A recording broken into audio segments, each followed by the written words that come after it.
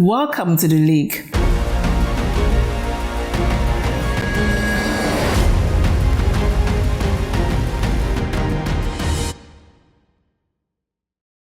Welcome to the League, a DBNC business talk show where bold ideas meet bottom lines and doing business in Nigeria moves from potential to playbook.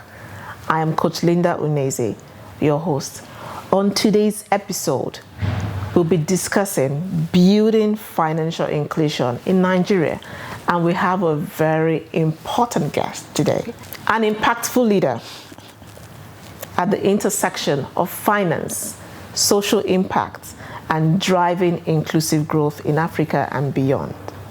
Join me as I welcome the CEO of BMG Seven Limited, Binta Max-Gbinije. Thank you, Linda. Drum roll. Hi, BMG. Hi, it's good to be here. Thank you for having me. Amazing. The pleasure is ours.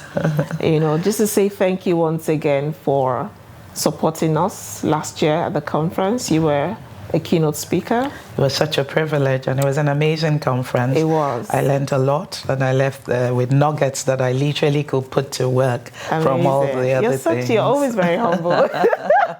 But that's just to say well done to you and the team. And I know this year's edition was even better and even bigger. It was. So well done to you all. Good job. Thank you so much. Thank you so much. Discuss building financial inclusion in Nigeria, right? Right. If we're talking about inclusiveness, what does that mean to you personally, financial inclusion? There are many definitions, right? But I like how you've asked that. What does that mean to me personally? Very simply, everybody on board, all in.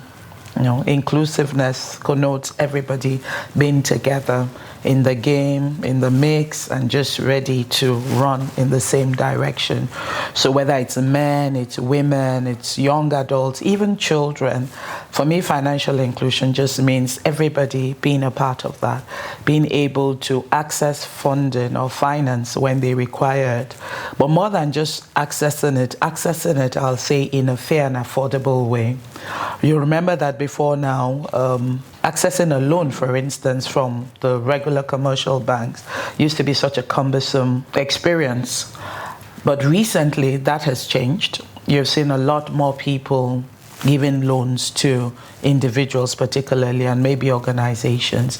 However, the way and the manner in which it's given, so for instance, this easy and quick loans, for me, I find in many instances unfair and unequitable. I think that some of them are schemes that just prey on the uneducated, but people who need money at that point in time will just go ahead and take it. So yes, they're accessing the financing, but is it fair? Is it equitable? And should it be done in that manner?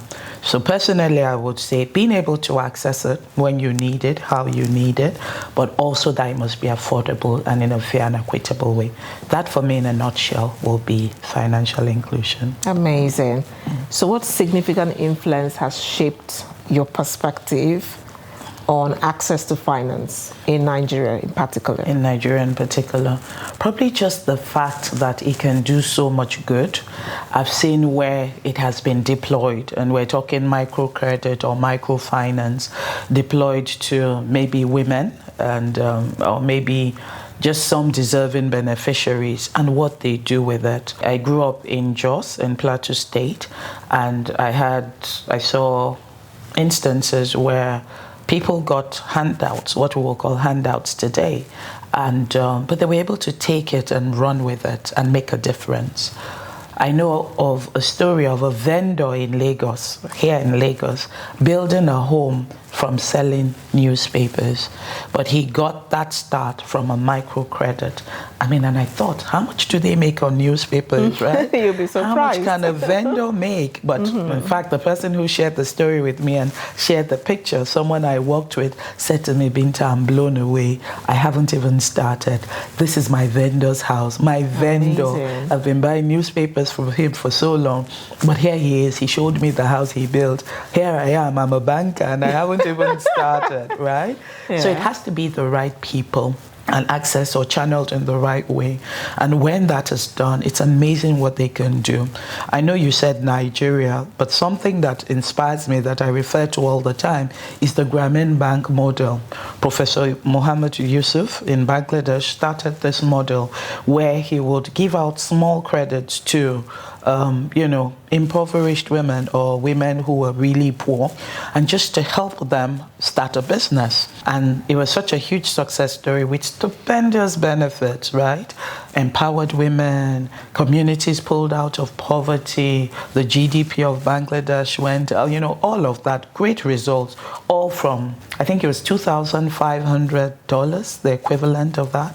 In Naira terms today, give or take, that'll be 3.8 something. Let's just say 4 million. Mm-hmm. Give a deserving woman 4 million, a woman in the rural community who knows how to deploy that, who knows what to do, has a business plan, and it will amaze you what they can do with it. So I think that experience for me, seeing people take the little that they get and running with it and making something out of it, has just, helped me to just form that perspective about how this should be accessed and how it should be availed. I remember someone walking up to me one day and saying, I just need money to start a business. So he was selling drinks. I'll never forget. He was on Broad Street in Lagos, right in front of the MPA office.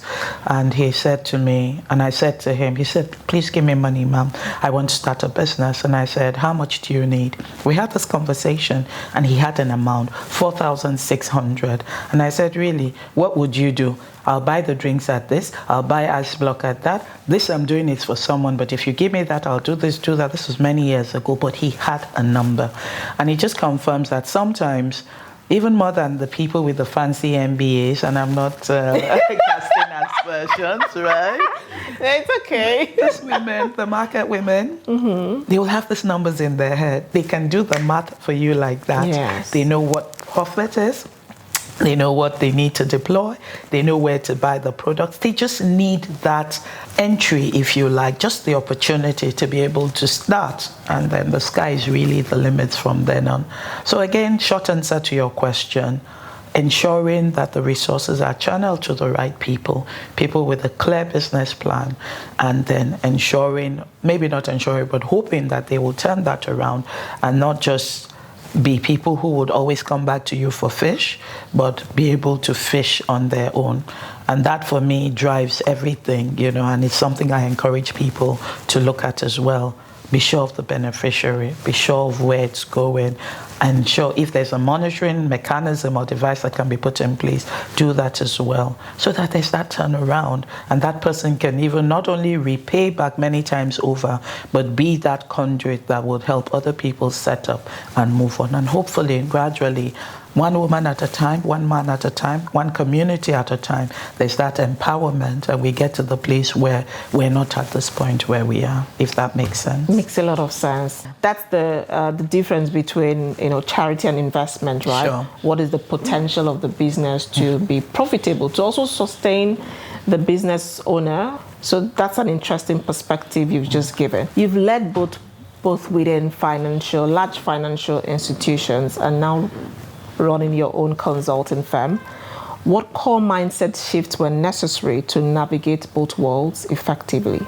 In the financial sector, when I led in those groups, it was first and foremost, I guess, that core principle of saying anything we're doing is we're doing well, and just leading right at every point in time. I also had this core value of ensuring that I was raising leaders. It wasn't just about doing the job, and also not being indispensable. If you're not there, there should be someone who will be able to step up. So succession planning was always something I had at the forefront of my mind, because I knew I would leave that institution someday, right?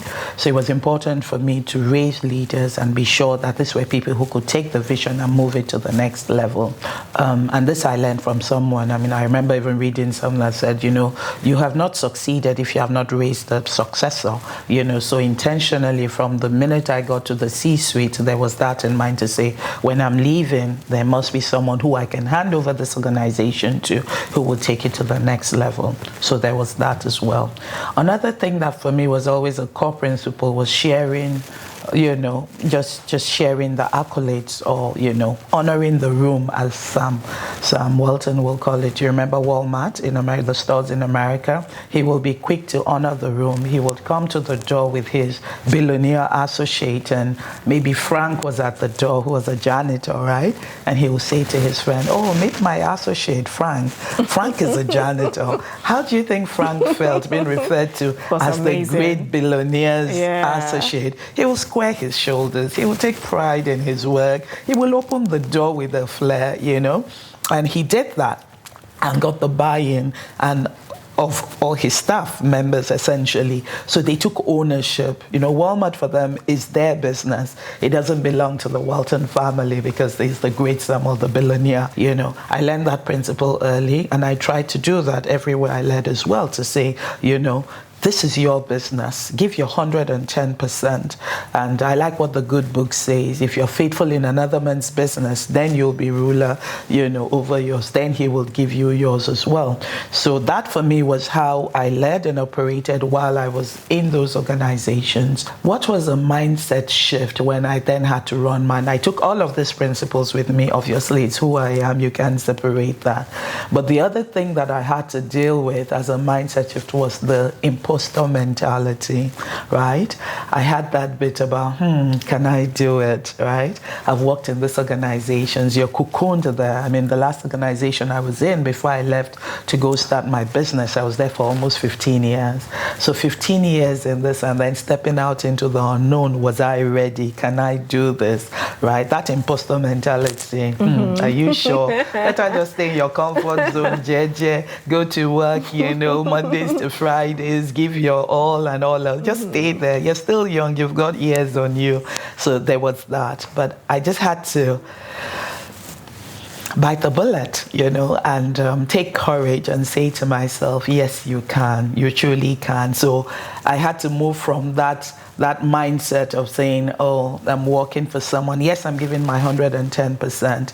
But I then asked myself that question. These organizations were started by some people sometime, right? Yes, it's been a couple of years or decades, but here they are today. So if I don't start now, and if I do start now, who says I can't have that in a couple of decades as well, or years down the line? And so it was just that speaking to myself in more ways than one and reminding myself that I've seen people do this. Being inspired, someone I have a great deal of respect for is Mr. Atedo Peterside. I know. I know. I do as well. He's a great man, right? So, and I remember being inspired by his story of how he started, youngest bank MD at 33, and how, we've heard the story about how he, family pitched in. I won't bore you with all of that. But the point for me was to say, Mr. Peterside did it. We call him ANAP. He turned 70 recently, and wishing him all the best. I saw pictures from the party. He's a great guy. He's built leaders. He's raised people.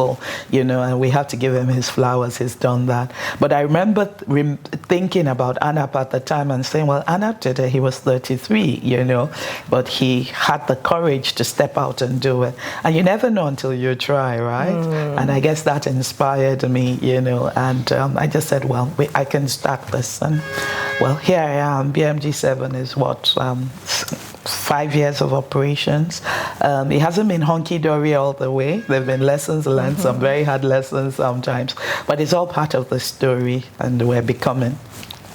On the journey to becoming. Absolutely. It's a journey. So, absolutely. So what do you believe are some of the barriers to financial inclusion in Nigeria? Infrastructure. A bit of patriarchy still exists. There's that as well. Lack of knowledge. Right? Advocacy and education, particularly in the rural area. Access to the finance itself, bank charges, all of that. Lack of products will be another one, yeah? I can go on and on, but maybe let's dwell on a few. Infrastructure is a critical one. Women have the great ideas, brilliant blueprints, business case plan, but how do they access it? Some don't know where to go, some don't know what to do or who to talk to, and they get stemmed at that point. Some go to the places like we talked about earlier on where they get shafted, for lack of a better word, and just can't see those dreams come to fruition because, they just don't have that. Some can't communicate, some aren't educated, which is in the rural area is a pretty major problem, right? But if they knew how to put the packaging together, knew how to, access the system, as it were, then it will be so much easier to be able to get it. But that lack of education, low level of financial education also is a barrier for a lot of others. Let's take a woman who's in... Where's your village? If you've ever been. Owerri isn't a village. That's a nice town. Okay, so maybe your village It's in Owerri. It's actually in Owerri. My village is in Owerri. It's called, I'm sure you've never heard of it. It's called Ulakwo. Try me. It's called Ulakwo. Ulakwo. So that auntie in Ulakwo sells yams, for instance, and all that. And she's got the capacity to do a whole lot more than she's doing, right? But she doesn't know about fertilizers. She doesn't know about, accessing funding to be able to expand her farm. She hasn't thought about the logistics of being able to get it from Olako to Owerri and then from Owerri perhaps to the world, right? So there's that. But where that's in place, then, it's a no-brainer. Very soon she won't be just a village woman in Olako just doing her, 2 rows or 3 rows of yam harvesting. We'll be talking about farms, irrigation, digitized farming, all of those things, that will go a long way in helping. So I think first and foremost, if I were to proffer a solution also, I will say it's that advocacy and that education, ensuring that we go to the grassroots, letting them see what they can be and what they can do and what they can access, right? And then giving them the tools. Government will have to come in. There's that government intervention that's required.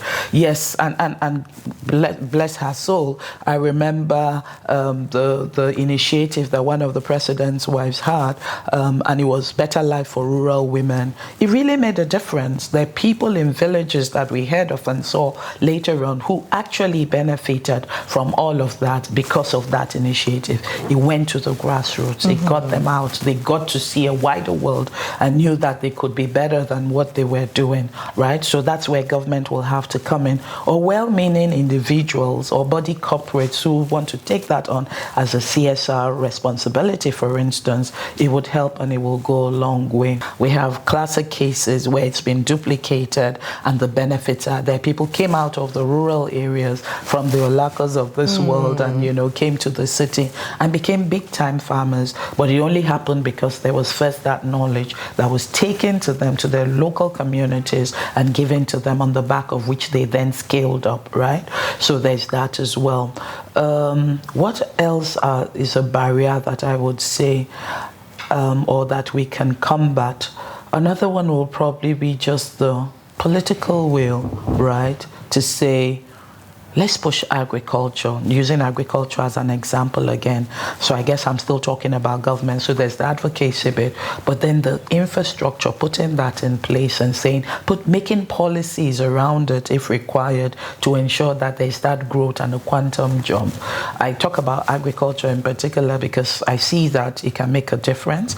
It's supposed to be one of the top 3, if you like, GDP driving initiatives in any country. It's services, it's, it depends. But yeah, agriculture should be a good one, agriculture and manufacturing. But there's that barrier. It's not as easy to access in more ways than one because of so many other things. So government policy will be one other thing that I would say. Volatility and policy. The government just stepping up and turning things around or doing things. And when I talk volatility, I'm talking economy, right? Because all that is an access. If the economy isn't flourishing, the money isn't there to start with, how will it trickle down all the way, down the food chain to those who are at the bottom? Because inclusion is really for those who have been left out of, if you like, the pie. They're those at the bottom of the food chain who can access what they should get. But when we're able to then educate them, we're able to give them the tools, the policies are friendly, they encourage manufacturing, they encourage agriculture, then they can climb up the food ladder a bit more. And, that empowerment begins to happen. And it's for a better nation at the end of of the day. It might take a while for us to get there, but we'll be on the right path when we continue. And then products as well, and the services that will engender financial inclusion. The banks, the financial sector has to do a whole lot more in terms of just ensuring that we're targeting the people who are excluded from the chain right now, but we're targeting them to help them. I alluded to that earlier on, but we're also targeting them with what will benefit them, not what we think will benefit them, what they truly need, as opposed to us sitting in our fancy offices and just creating these products that we'll think will be good for them. Okay, so it's not about what you want for me, but what I need and I want for myself. That way there'll be greater success all around. That's really interesting.